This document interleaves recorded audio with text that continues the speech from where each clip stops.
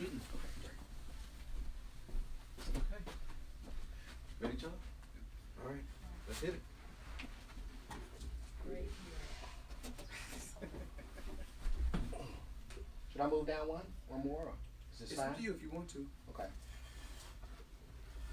Yeah, I don't mind. Okay. So, good evening, City of Chicago. This is Windy City Review, where Chicago politics come to you. My co-host tonight is making noise. Okay. So, I'm Paul.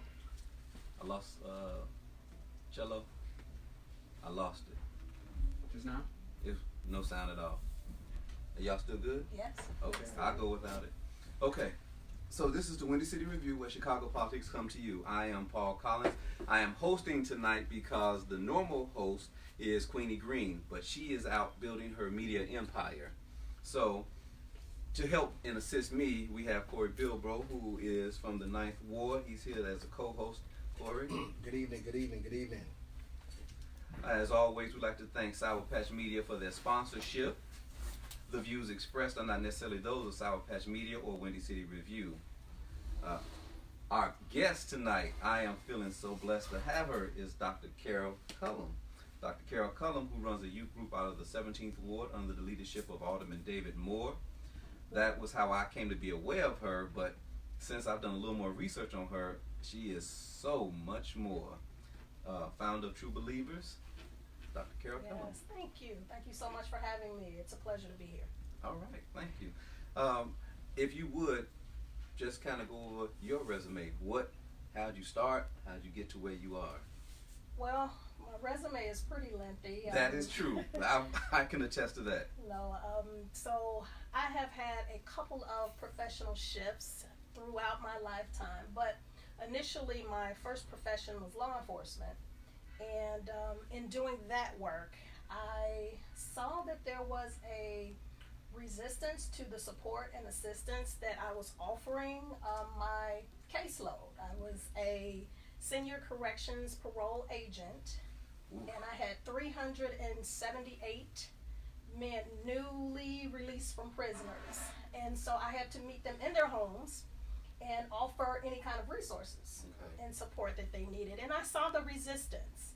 And I believe it was because I looked like the enemy, right? I had on the bulletproof vest, I drove the squad car, I had the authority to issue warrants and things like that. And so the support and the resources that I attempted to offer, it wasn't well received.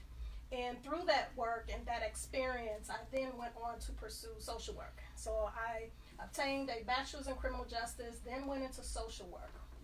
Did that work for some time, and still felt as if I wanted to pour education and training and allow that to be a focus with helping individuals find their greater selves and help to figure that out. And so then did social work for some time and went on to get a master's in educational leadership after the master's of social just work. didn't want to stop. So even in that sense, I saw that passion for education and training to continue to grow. And so I then went on to obtain a doctorate in educational leadership. And so even in those changes of profession and those career opportunities, down through the course of time, started businesses, for-profit and non-profit entities, and people began to see the work that I did and began to see the impact. And that's how Alderman David Moore saw me out in the community and kind of tapped me on the shoulder and like, who are you? You know, everywhere that I am, you kind of show up and, you know, like, what is it? What are you doing? So, of course, that triggered community collaboration. And the rest is history. We still yet work together in a Stay Lit community youth services. That's what I was going to ask you about. Yes, that is a youth initiative under my nonprofit organization, True Believers Community Connections. So I still yet work with returning citizens, but my youth initiative has just taken off and launched and is getting rave reviews from the young people. And so Stay Lit keeps me very occupied. We're glad you were able to take a little small time to come here tonight. Yes, thank In you. your experience dealing with the youth, because I have a not-for-profit called We Are a Village. Yes. And so, in your experience dealing with the youth, do you find giving them something to do deters them from going to the other side? Idle time and idle mind is the devil's workshop. So anytime that we can add some productivity, some added value, something to keep them off the street is definitely a win-win. It's a plus. Right now, whether that time spent is long term is up to question. But right in the moment, it's working because they're not on the street doing anything else other than this productive activity that we've offered them. And as a mentor to them, I've had this experience. If they're doing something that may be negative or shady, if they happen to see you, that activity stops because if they were in your program, they know who you are and you know who they are. So they're not some faceless person. They go, oh, hey, Dr. Cal, now I got to go home. I can't be out here. And you know that comes from that bonding, right? That time, that relationship that you build with them. And not necessarily, that prime moment when you like go away that they won't go back to doing what they were doing. But like you say, in that moment, just that out of respect of who you are or the individual who spent some time to kind of teach them, just in that moment of respect, I can appreciate that. And again, now when I turn around and go somewhere else, who's to say what happens? But again, we believe that our impact is right present and right now. Outstanding. Corey? I have some questions for you. Yes. What are the requirements to be part of Stay Lit? There's no specific requirements. We service youth from ages 11 to 24, right? And we also target Auburn, Gresham, and the Inglewood community, but we have babies younger, older, and of course throughout the city of Chicago. We don't turn them away if they want to come and be exposed to the work that we do. We highlight education and training. So our niche is service learning projects. As you know, high schoolers require community service hours in order to graduate from high school. And so I'm kind of known as that service learning lady. So young people are exposed to civic leadership. Which is important.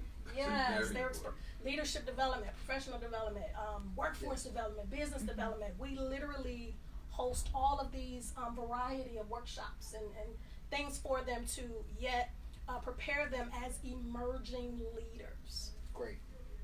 Excellent. Thank you. I'm excited. I love to hear about beautiful and positive things going on in the city of Chicago.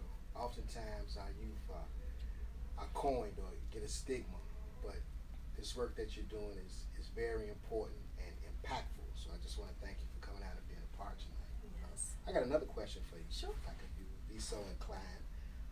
Is there an economic component to your program? There is no economic component because we have a plethora of community resource partners, right? So they donate periodically in kind as well as monetary contributions, and we happen to be a grant recipient. So we're in pretty good position to roll these services out and these resources out without there being a relatively large struggle for us. And so again, the work that we do, we're able to expand our reach because of the responses of the community resource partners. And see, we don't hear about this. We hear all these other things out of Inglewood and out of Auburn, Gresham.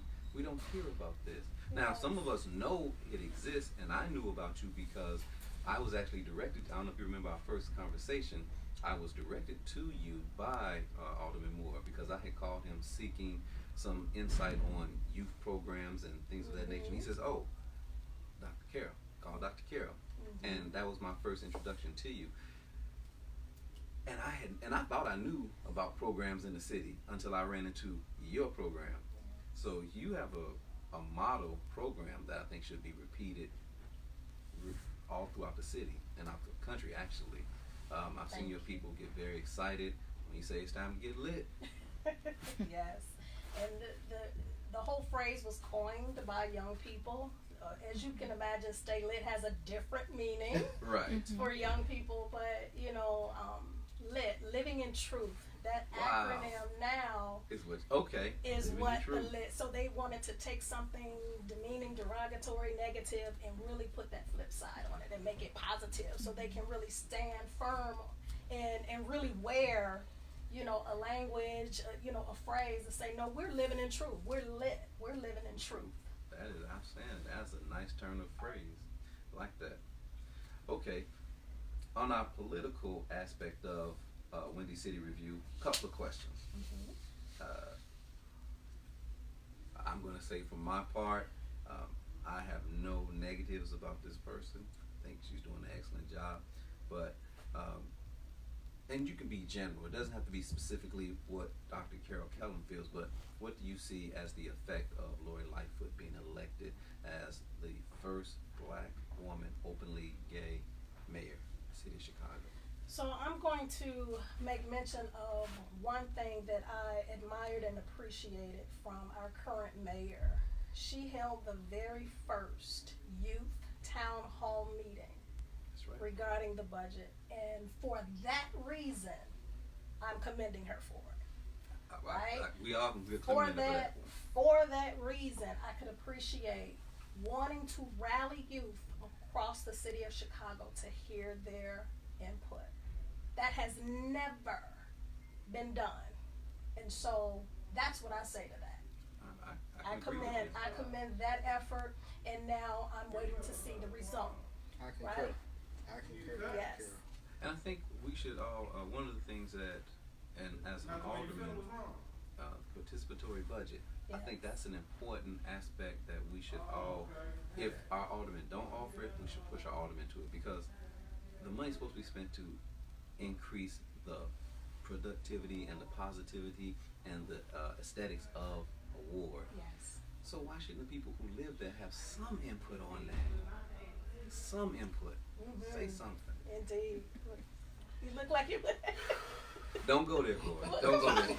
Because see, Paul, I'm gonna be nice I know where Corey. I know where Corey's going. Gonna fly off the handle. I'm just so happy to have Dr. Carroll and just be a part of the panel and just to hear about some phenomenal things that young people are doing. And I concur with you, Doc. I think the mayor is doing an excellent job. I think she's gotten away from quote unquote the Chicago way Yes. and is looking to implement some new, some fresh things and some life into disenfranchised communities in the city of Chicago. And so again, I'm, you know, with just taking that time to hear, and I was there. So, you know, I was in the room. We had youth from the community, Inglewood. Literally, the town hall meeting was in Inglewood. And to see the young people there and participating and standing in the line, sharing their suggestions, and you know, it was just mind-blowing. And so, again, my hope is that now that they're sitting on the edge of their seats, you know, she stirred something up in these young people. And so now my hope is that there will be some type of follow-up or follow-through, and no sense of lost hope, because they were able to be that up close and personal, right? And so that's what I'm holding on. I'm holding on for that possible hope. Yes. Right. And I agree with you. Again, it gives them something to go, this has never been done before. That's right. Wait, we have a voice? That's the question. They say, it matters what we think? That's right. And that's an important thing. You can't be left behind. This is your city too. I agree. My second question picks up kind of, sort of, right there. We are in the throes of looking for a new police chief. Yes. Now, there's been a lot of consternation about whether it should be an internal pick or should it be an external pick.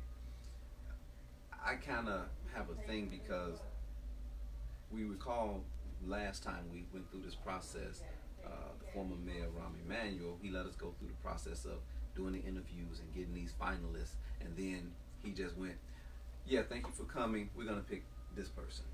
And so I felt that was unfair, and it was slighting people.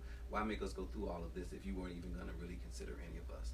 So the new police chief, in your estimation, do you think we should go for internal or external? Now, I'll say for mine, I've heard interesting things. Like they did the at Trinity Church, they did the first one, And I heard someone say, well, it should be internal because it's unfair for these people to work 20 and 30 years and they don't have a chance to get the top spot. I can understand that. But then I heard the next speaker say it should be an external pick because we don't need anybody who owes favors. I have to say, in my experience in law enforcement, the second person got my vote because it's like, do external, because when you owe people, they call. And I just don't know, even this is a new age Chicago, we trying to change things around. We still got some of the old calamity still messing around. But that's my own opinion. Doctor, yours? Okay. Well, I would like to bring up this point because just as you said, there's some validity to both of those perspectives, right? But the mayor and at that time superintendent and the interim superintendent came to Inglewood and had a community conversation, right? And in that community conversation, there were other community leaders and community organizations from Inglewood specifically. There were some interesting things that came up in that Q&A session, right? And the most important takeaway that I have from that private Q&A session in Inglewood is that we are damaged from the broken relationship. Yes. After there's, be it in any case, a commander, a superintendent, or whatever the case, we want to speak to that broken relationship. You know what I mean? So that the policy and procedure about internal, external, okay, how do we repair the broken relationship that now the community has to deal with because of this transition that constantly happens? That's the takeaway, right? From, again, a community that we're already, miles and steps ahead. We're trying to repair the damage, right? Here we are again with another hiccup where we gotta, for the most part, start all over. Right? So that's the takeaway right there. Internal, external. I want to talk about the repair from the relationships. You speak to a good point, the repair and the policy, because it doesn't matter if it's internal or external, it's the policies that dictate what's going to happen. The repair, we are light years away, unfortunately, because we are constantly besieged with these images. And I know social media has brought a light onto a very dark area. And what I keep seeing over and over is that a lot of the same transactions still occur, even though you know you're on camera. And all that does is further the divide. Because the thought process of the youth is, they on camera. They know they on camera. And look what they're still doing. And so there is, you ask how do we start the healing? I think we have to start the healing by seeing each other as human beings. Indeed. Not as the enemy. Yeah. Not as the enemy. Right. You said when your first experience was as going to these citizens returning. It's been my experiences that they may be okay inside because they have their group or whatever. When they get outside and they're by themselves, they're treated so badly. We feed this essentially an untruth to people that says, hey, if you commit a crime, you go to jail, you pay your debt to society, you come back, you are a full citizen again. Right, and exactly. But that's not what happens. One, if you go to prison, you come back out. In this state, you have the right to vote. You just got to be re-registered. A lot of them are not told that. They think they can't vote because that's subliminally level told to them, hey, you can't vote. When I was running in my last campaign, I went to a lot of houses, talked to guys, oh man, I just got out, I can't vote. What? So that's a part of it. You said you went to a lot of their houses. Were the houses really to go to? Well, that's a whole nother conversation. Correct. But, considering the conditions and so on and so forth, some of them, of course, living with relatives, unable to get on their feet, and really pretty much a corner somewhere, Right. you know, because they needed a roof over their head. So circumstances, unfortunately, dictate Right. where they called home. And that's the recidivism waiting to occur. And we all aware recidivism is where it's a revolving door on prison. You go out, you can't make it out because there's too many factors against you. You go back to what you can do, which is crime. I like to call them systems, Paul. Systems that are against them. And a lot of times we act as if those systems are not working against us, but through research and study, we know that those systems are against us. And so with Dr. Carroll and Living in Truth, it's my understanding that we can put a dent in recidivism, because that's going to help the community, because we want those men and women to stay out of the prison and become productive members of society. So when they living in truth, or when they decide to join coalitions or help you out on your campaign, it gets them involved civically, gives them something earnest to be a part of, and that helps them with their citizenship, which is a privilege granted to me by the United States Constitution. Right. And one of the things I have a problem with is we fought a war with England, and the basis of it was taxation without representation. But these people, when they come out, they still, if you can't vote, but you still paying taxes, that's taxation without representation. Why would I vote? So, right, why would I vote? I don't get a say on what's going on. And so, true believers keeping it lit, we want to keep them from going inside. Exactly.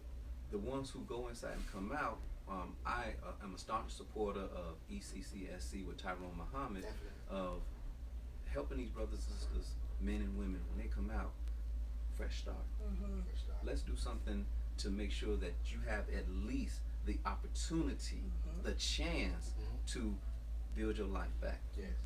And so, again, where we started and where we ended, totally different. That's But okay. again, it's like you said, it's not the person, it's the policies. It's the policies. It's the policies. How are we going to treat each other? My third question, I'm gonna hand off to Corey. Corey, you can ask my third question, or you can ask one of your own. The TIF monies, are you in favor of how they have been used? Well, I'm going to say I'm always looking to be informed with how the distribution policy is rolling out. For instance, we have Invest Southwest coming up this weekend regarding the Auburn Gresham and the Englewood community, which are the two communities that I service. I will be in the building Okay. to hear Sure of that. what you can. So, although I may not agree or may not understand, I still want to be informed, right? And Knowledge is so, power. I plan to be there to hear what the plan is, right, and see how I can in fact add some more value or whatever the case once I understand what the intentions are. Okay. So, whether or not I agree, I need to know the information. Right. I can't make an informed decision unless I know the information surrounding the subject. Yeah, but I plan to be in the building because those are two communities that I service primarily, and so I'm looking forward to. And to this Saturday. meeting is specifically for TIF money to be used specifically for those areas. This is Invest Southwest. I'm not sure if it's TIF money, but Okay. I do know it's some money. And And at the end of the day, at it's the some end of the money, day, it's and some I money. need to be in the building. So, but it is Saturday at Kennedy King College. Okay. And yes, again, just want to be aware of, for one, why are they focusing on these particular communities, right? There's a whole nother conversation Right. behind that. And like you say, where did this bucket of money come from? If it's not TIF, where Right, where where's the did money? Invest Southwest? Where did this particular piece come from? Was it the budget? Where? We always wondering, because it's been my experience, and I'm sure Corey's as well. When a large sum of money is placed somewhere, someone has something attached to that large sum of money that they plan on getting that plus a whole lot more back. So I always wonder, don't always go for the first option. The first option may not be your best option. But you said an informed decision. I just need to know what's happening. Okay. TIF is an acronym for Tax Increment Funding. And I I want to say the reason why they selected Inglewood and Auburn Gresham because on the south side, per capita, those are two of the most violent communities in the city of Chicago.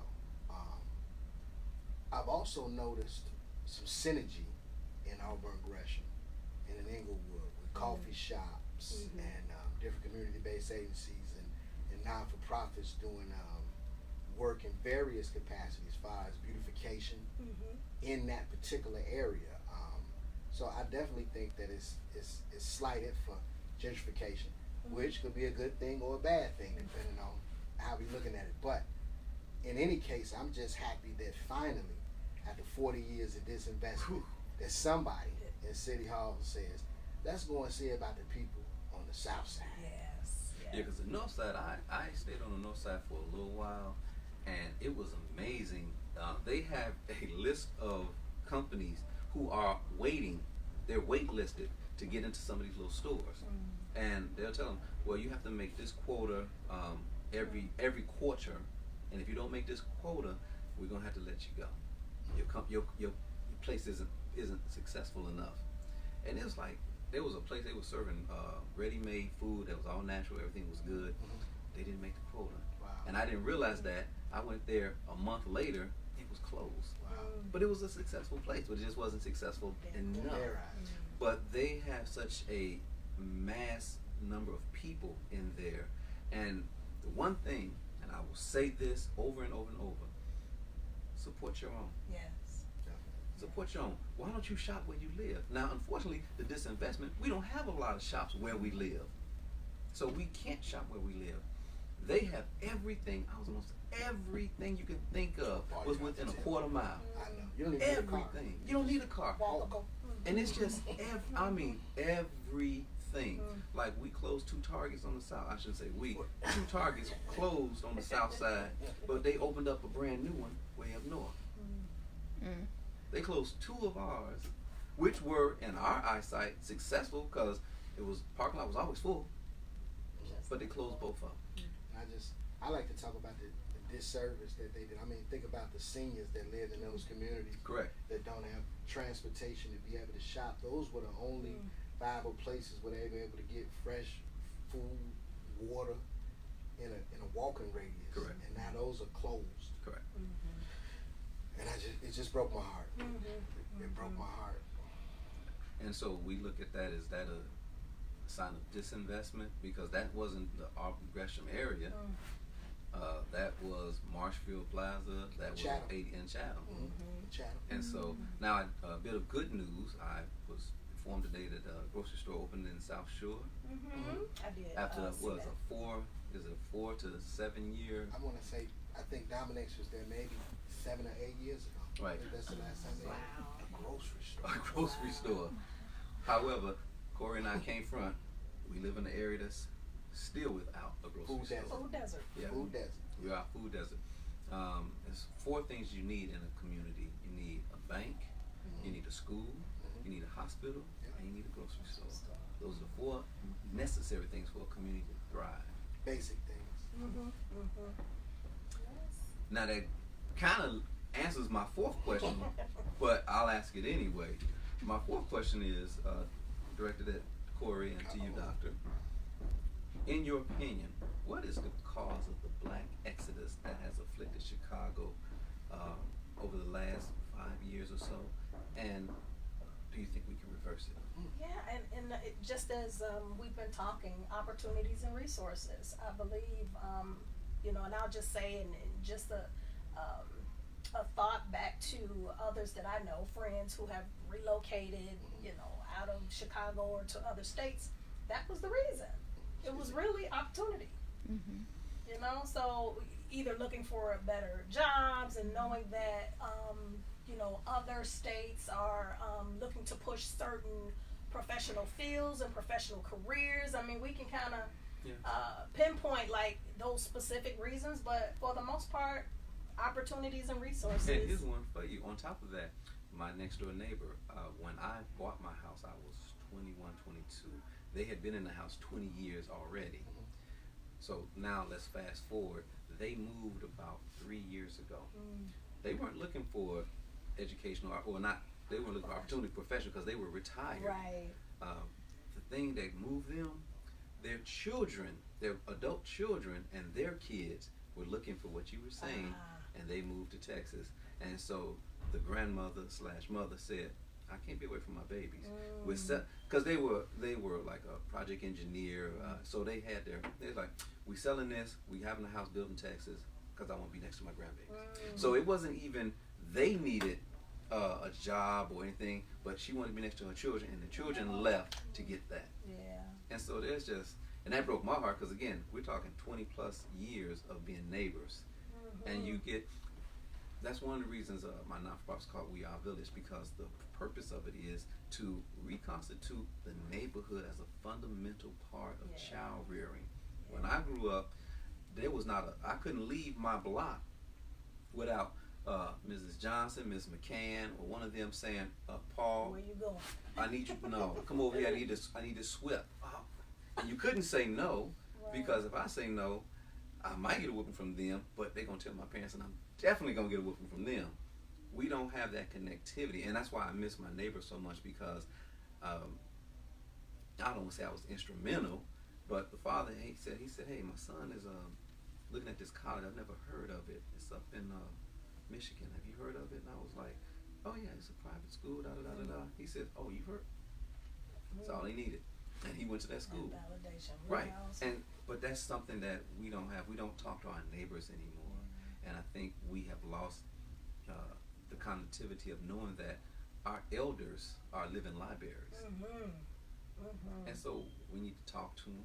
We need to you listen to them. You don't have to do everything they say, but at least, like you said, be informed. But engaged. Definitely. That's Well, I all got a different. I know you do. Different. I know you do, Corey. About Black Exodus. I think they're pricing us out of the city of Chicago, Paul. You have to make a certain amount of dollars to be able to live and thrive in the city of Chicago. And if you're not making that amount, you got to leave. My parents were forced to sell their home and move to Texas. They couldn't afford the taxes. They couldn't afford the cost of living in the city of Chicago anymore. The people that were supposed to represent and make sure that they were able to keep and sustain their home did not represent them to the best capacity that they could, and as a result, they live in Texas right now today. When I think about Chicago, one of the largest metropolis in the United States, this city has more opportunities than maybe a rural area as far as any profession that you would want to be a part of. So when I think about African Americans leaving, I want to say, well, why? Because originally we came from the southern states to Chicago, where we were welcome, and we had communities, and we had thriving neighborhoods, and we had families, and those were the tools and the pillars that you spoke about, that you were raised under, that I was raised under, that are no longer there. And so they pricing us out, and so that's why we need living in truth, so these young people can talk about that. Right, and do something about it. And do something about it. Because part of the problem is, like the doctor alluded to earlier, if you're not informed, you can't do anything about it. That reminds me, I'd like to give a shout out and say our prayers up to George Blakemore. We hope you have a swift recovery. Mr. Blakemore is the This is George. Right. My man. He slipped and fell. I think he hurt his head and he caused something, so he had to go to the hospital. And so George and I don't always see eye to eye on many things, but George lives in his truth. Yes, he does. So. And he always has. And he always speaks it. That's okay. So. Get well, George. Yes. Right. But Corey, I know you had some other things you wanted to hit on. Well, I'm just happy to be a part. I think the conversation is stimulating. I wanted to really go back about the new police chief. I really just want to give him a chance. I don't have background in law enforcement, so it was interesting to hear you guys' perspective about outside or internal. But I just want to give them a shot. I did see some things on social media about them that were a little. Wait, you talking about the interim? Yeah, the interim. Mr. Weiss is his name.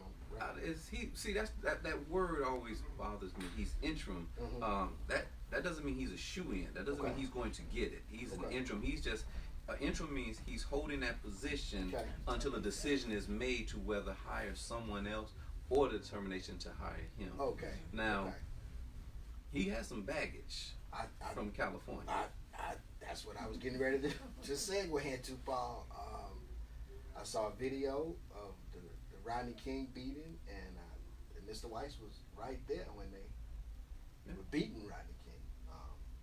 Unfortunately, I couldn't believe it. I had to just do my research just to make sure that that was actually him, and it wasn't just something that they were trying to put on him. Correct. But through that research, I found out that he was actually standing on the sidelines and watched that happen, which is a little bit.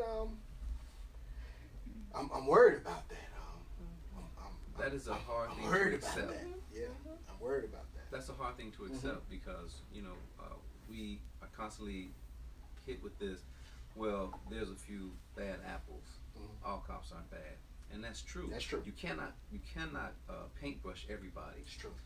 But the issue is, if you are a good cop and you stand by and you allow bad cops to do something, that right there makes you a bad cop. Dr. Martin Luther King Jr. had a saying. He said, if you willfully watch evil take place and you do nothing about it, you're just as evil as the perpetrator. Correct. Strongly believe in that. So, your concern is, as the interim chief, what he's going to do or how he's going to act. I mean, people can change, and let's be serious. When we talked about the brothers and sisters coming from jail, we want them to be given a second chance. True. They did something that caused them to be in jail. True. Although we have to also acknowledge that there has been a systematic way that brown and black people go to jail at a much higher rate and for much longer terms than our white counterparts. But nevertheless, they did something. And so we look at that and we have to say, okay, we want them to be given a second chance when they come out. Rodney King was what, in the 80s, early? I want to say late 80s, early 90s. I was like 7th grade. Okay. 8th grade. You know what? You ain't got to say all that, Corey. Trying to put some I remember age that, though. out there. That shocked me, Paul, to see that on every TV station. I mean, it was shocking. It was traumatic. It was. To see that. And unfortunately, again, new age, we have media. We see that and worse sometimes now. I have an issue with just the myriad number of these SWAT teams going into these wrong houses. How does that keep happening? Paul, it happened on my block maybe about 2 weeks ago. Really? It terrified me. I never saw anything like it in my life. 4:30 in the morning. No markings or decals on the vehicles. Full Army gear. Head, vest, M16. It was horrible. Now, the question is, was it a legit raid? Paul, I had to get ready for work. So I watched as long as I could. I had to get my son to school to get ready for work. But I didn't see him bring anybody out. Only thing I saw the officers bring out was a tote full of papers. Nobody was in handcuffs. Was this a political office? I don't know. I don't know what he knew. As far as I could tell about the gentleman that lived on my block, he was a father, husband, nice guy. I never saw him do, Okay. So I don't know, what it was about. But, And you said that happened 2 weeks ago? 3, maybe. 3 weeks. Maybe 3. I took some pictures. We haven't heard anything though. Have anything been on the news about it? See, that's the stuff that worries me. Right. When It things doesn't happen make the and news. it doesn't make the news, it's Nope. like, well, okay, so what was that raid about? I mean, obviously people saw it. People live on that block, so should be some kind of explanation, so people can feel at ease that there's not just some kind of criminal who's living there amongst us. Maybe got bodies stacked up in the basement. Tell us something. We live here. I saw nothing. And I sat in the window as long as I could just to watch and see what was the reason for the full Army vehicles. What they were, no decals on them. They looked like tanks and battering rams on the front. Okay, that seems a bit excessive. They threw. I heard when they shot the gas bombs into the house, like you can hear it. Mm-hmm. Oh yeah. Nobody came out. Nothing ever happened. I haven't saw the gentleman on the block though since that. If I wasn't home and I saw that on the news, or I came home and saw that, I wouldn't be on the block either. Yeah. So that was frightening. 4:30 in the morning. Everybody. Well, that's usually prime. That's prime time, right? right. That's when they got Red Hampton. Same time. So they haven't changed the procedures. Yeah. So, okay. So that concludes all the questions that I had. But just on the let's get lit, keeping it positive though. We want to live in truth. That's right.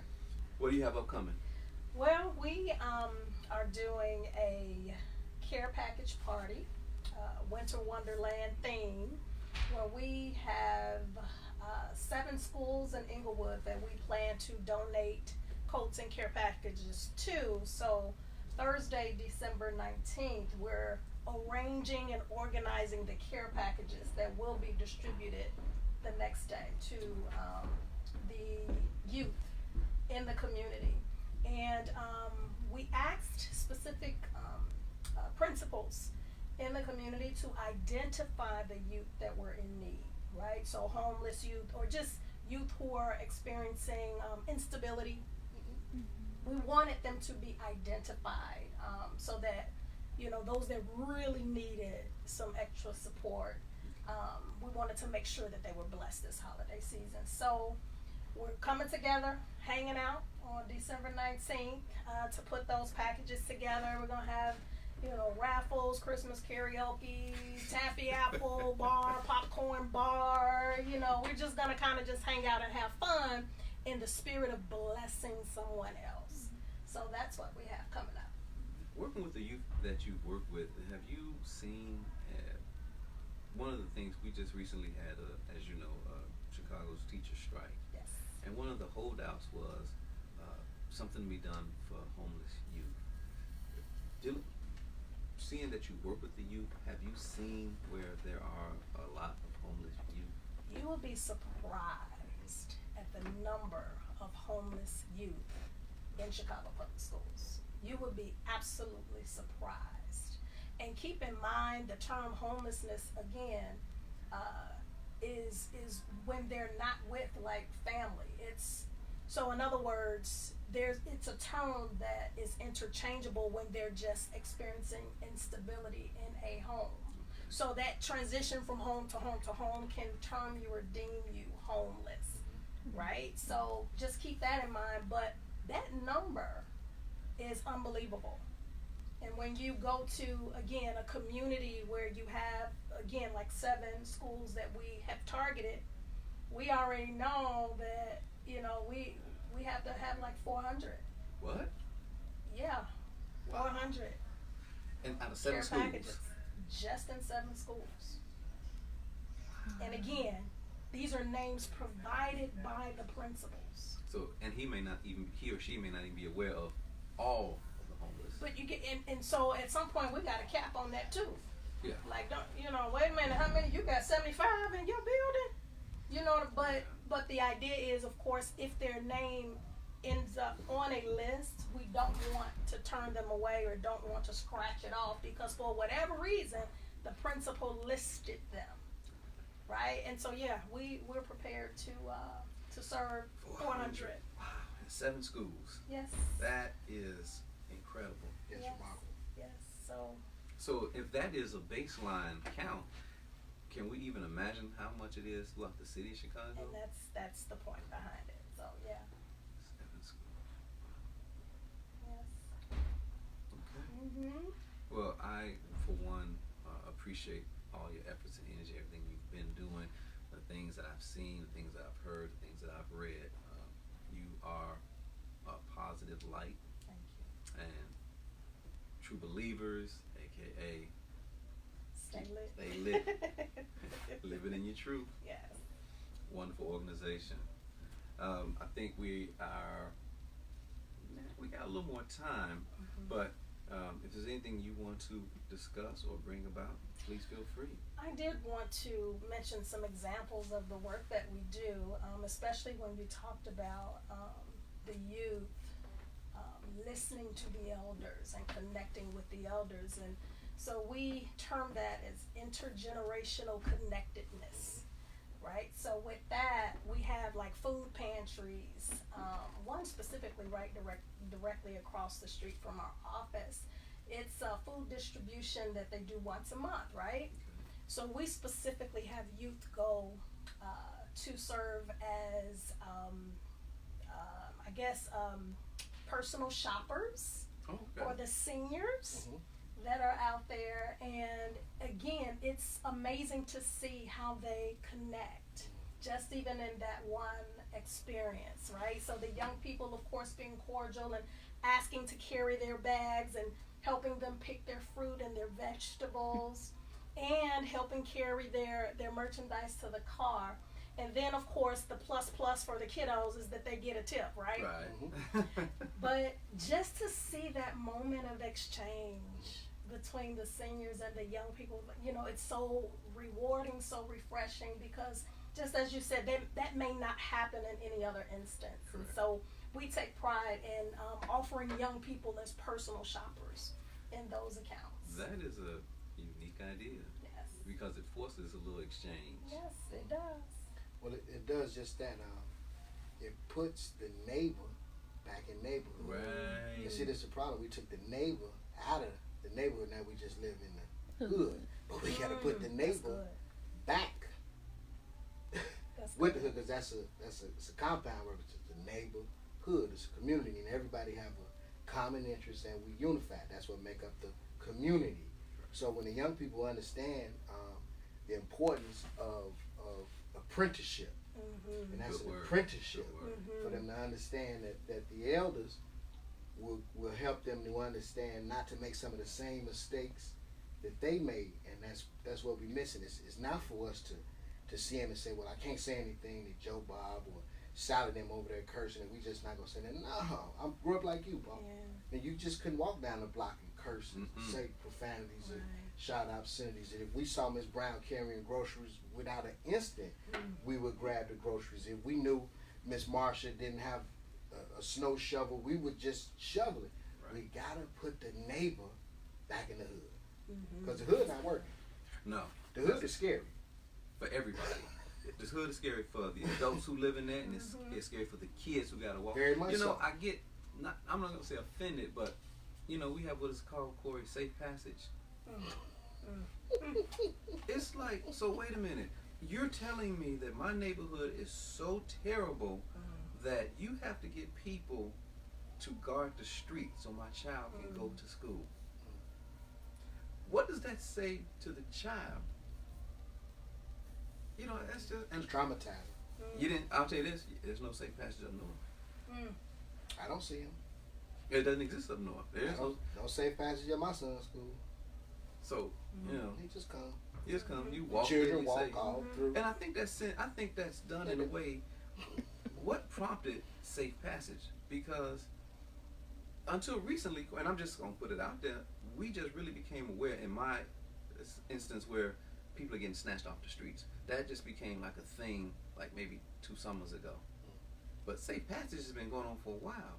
What was the thing that made safe passage necessary? Because I don't know of any one event that would say, "Oh, we need safe passage." Well, I would say one event that triggered or catapulted safe passage was Darien Allen. Right, but see, that's the thing. Would safe passage have stopped that? Because that was a massive thing. And I've seen some of the safe passage, nothing against them, but they're not really gonna stop nothing like that. Well, you know, they're not to stop anything actually. So they're what's just their job? To monitor and report. Monitor and report.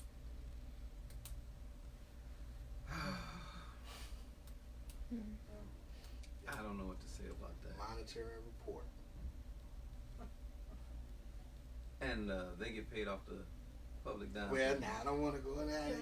Okay. I don't want to go in there. I just asked a question, you know.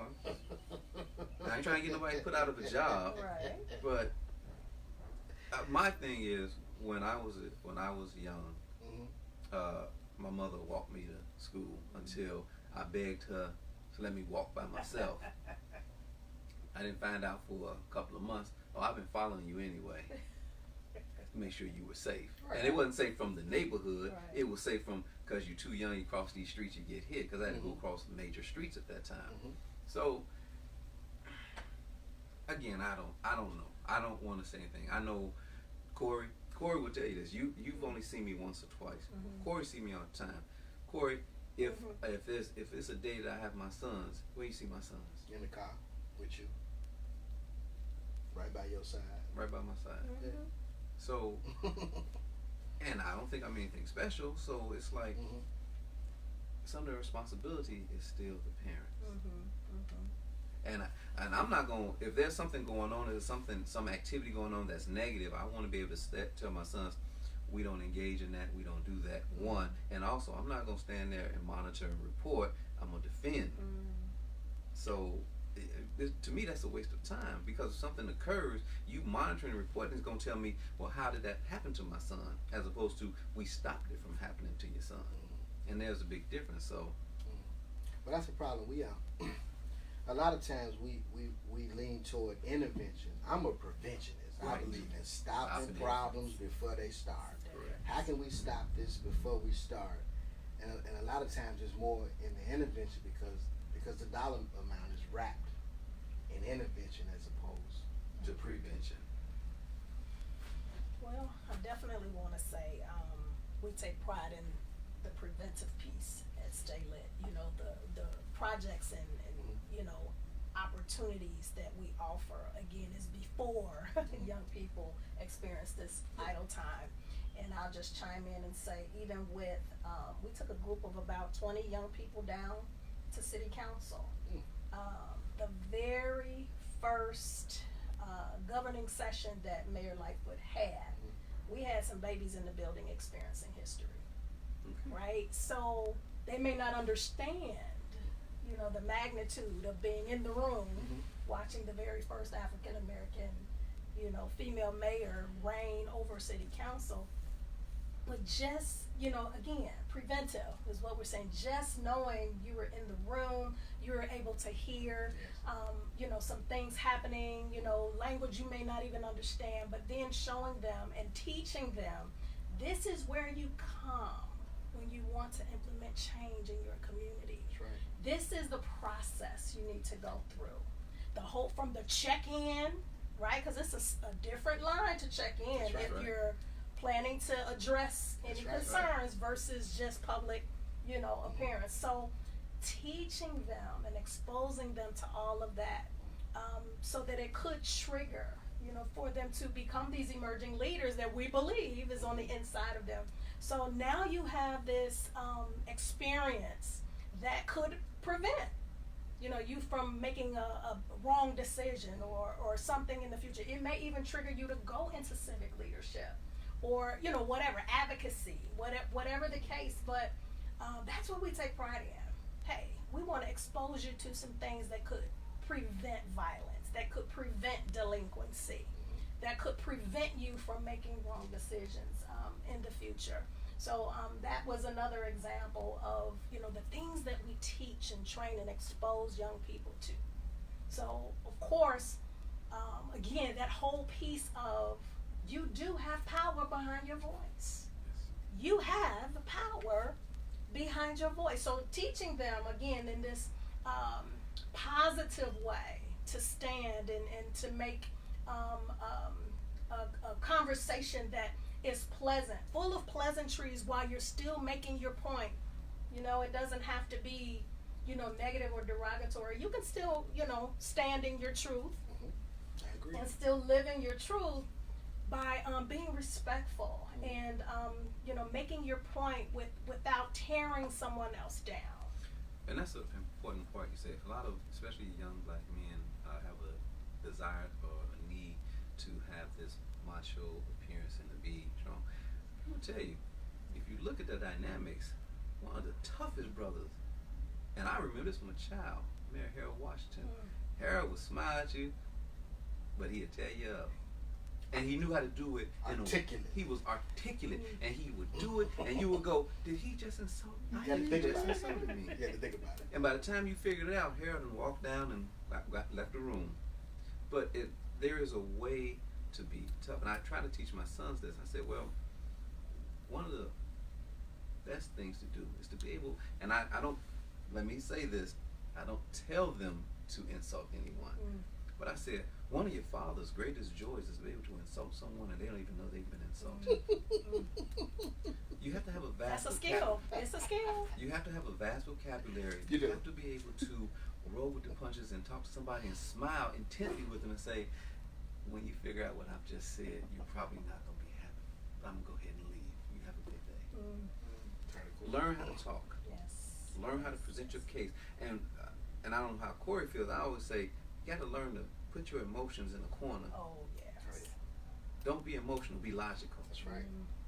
Because see, as a police officer, you know this, you have to be able to articulate any of your actions. And as long as you can articulate your actions and give a definite definition of why you did this action, that's pretty much the gun deal. You're going to get away with it. Good, bad, or indifferent. Articulation. Be able to present yourself, be able to speak. I tell my young ladies often, get out your feelings. Get out your feelings. You in your feelings right now. Come back in 5 minutes, because right now you in your feelings. And you know, that phrase, it lets them know, oh, okay, you know, but that's exactly right. Again, you don't need to do the neck roll and then you know, come on, can we just have a normal conversation? Go get out your feelings and come back. That's a good phrase, get out your feelings. And you know what? You said to young ladies, Corey, sometimes you got to say it to the fellas, hey, you in your feelings right now. In your feelings, big homie. Right. Just all right, big take talk. it down a notch. Take it down. Let's approach this logically. And that's another thing too, though. We have to address this, the food deserts and the lack of what we actually do feed our children. Not nutritional food, just something to fill a belly. And see, filling the belly don't always translate into something that feeds your mind. Yes, that's so true. And so a lot of times our children are trapped in their feelings because they haven't been taught how to think. And so that's something I think we all have to, each of our nonprofits, I think that should be a baseline. I know people who went to school and, you know, I have to quote him, was it Dr. Umar Johnson? Umar Johnson. I mean, a lot of people don't agree with what he says, but if you think about a lot of stuff he says, it makes a lot of sense. To the point of, if you, what is this, ADHD and all that other stuff, and it's like, I don't remember that when I was young. I don't, you know what? I remember, okay, you want to act a fool, you're going to stand over there and hold them dictionaries in your hands with your hands out. I don't remember that. Right. So that was something new they created? Well, he does speak a little bit about that. And he gives a timeline of when it was all implemented. But we have to have good foods to serve our children. They have to have nourishment. This stuff like McDonald's used to be a treat. McDonald's was, when I was coming up, McDonald's was a treat. You got that once, maybe on the weekend, maybe. But mom cooked. Every day. Dad cooked. Every day. And it sometimes be a contest. I couldn't eat because they were trying to outdo each other. Hold on now, you ain't got this right. And they would cook. We had stoves. We didn't use microwaves. So, and I don't know if there's some science to that. Quicker is not always better. That's right. And so that's the family. That's the family. That's Big Mama. That was the purpose of the Sunday dinner. It wasn't just for the food, but it was for the camaraderie, for the fellowship, for me to see what's going on in your life that I may have missed during the week because of every day what I'm doing. So just come on Sunday and let us break bread. We got away from it. And I think we need to find our way back. I think so too. And you know what? I always tell people this. When I was born, into, it wasn't called Department of Children and Family Services back then. It was just something else. I forget, I was a baby, I wouldn't know. But, so I was in an orphanage. I didn't get adopted till I was 5 years old. So I have some very interesting memories from some good, some not so good. But I was truly blessed to be adopted by my family, and I am the result of a country boy from Rosedale, Mississippi, and a woman who went to DeSable High School. So it was apparent that they were parents. yes, And it needs to be apparent. When I see you, I know that you're a father. Dr. Curry, you have children? I do not biological children. I got but you got a lot of them. But it's apparent when I see you that you're a parent. I hope that when you Yes. see me, you know that I'm. Yeah. But a lot of times you can't tell nowadays between the father and the son and the mother and the daughter, because it's not apparent Who's that the they're parents. Right. And that's the big thing you're saying, because I tell anybody, my mother was never my friend. Never. Oh no. My father was barely my We friend. didn't confuse it either. And then, oh, you better not. Because my mother said, I ain't one of your friends on the street. Now get off the floor. I know it. Yeah. And that's the problem. Sometimes you just can't tell the difference. Right. I look at them when they come to the school maybe, once a year to pick up the report card. Right. They're not engaged. They're not involved. They pressure these teachers to get results. But how can you expect a man and a woman to teach in a room with 30 to 40 children, one teacher, and he had to deal with disruption Right. Which for is your 45 child. minutes, which is my child, and I didn't take no ownership. Correct.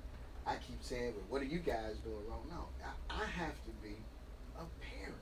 And I have to get involved, and I have to engage, okay? And I just can't sit my son or my daughter in front of the TV and expect YouTube to raise them. No, you gotta have some conversations with them. That's true. Well, and I'll say this. The old TV we could, because see, the old TV taught us stuff. Schoolhouse Rock. The Just a Cosby video. Show. Yeah, I mean, but these are shows. These are shows that taught Sorry. you. Like, remember Theo had to get the earring. I remember. I wanted one. Right. And look, my father told me. He says, "Well, I tell you what. When you want to get your ear pierced, you'll be a grown man." House. Right. And that led me. I told you, I bought my house when I was 21, and so my father had got up in age. I had him come live with me. And once I got them all moved in and everything was nice and smooth, Corey, I looked at him and I said, "Dad, I just got one thing to say to you." He said, "Now, granted, my father was 6'3", about 250 pounds." Okay. He said, "What?" I said, "As long as you live under my roof." He looked at me. I said, "I'm just joking. I just always wanted to say that to you because that's what you told me when I was a kid." Did you ever get that earring? You, Paul. I got the earring. I wanted one so bad. I got the earring. I wanted it for so prom. bad. He let me get it for prom when I was graduating from high school. The hole closed up. I went into the Marine Corps the next day after I graduated from high school. It's over. They didn't get And it just, I don't even know. Paul, I want to say that saved my life in the city of Chicago. Wow. Not having Not having my ears pierced Wow. saved Wow. my life. Wow. Because I couldn't be identified or marked Wow. Exactly. with a particular group. That's true. You know, sometimes you can stop wearing hats. I was like, I ain't wearing no hat. I don't need a Yeah. hat. I would have That's like this, no team, and just Look, it was like, regular. I'm not wearing anything. I don't even have a problem with it. So, Yeah. but and back in those days, it wasn't as vicious as it is now. You might catch a beat down, but you got to go home. Now, that is. All right, brother. Have a good night. Okay, so I'm gonna take a quick break. I'm gonna check my phone because we are expecting our next guest. Yes. You two can collaborate. I'll be right back. All right. Okay. Yeah, okay. Are we still? Yeah, Yes, you're still I'm finna recording. go and push. Okay. Yeah, you can. We're still Okay. going. Yeah, I want to say that saved my life. I One time I was in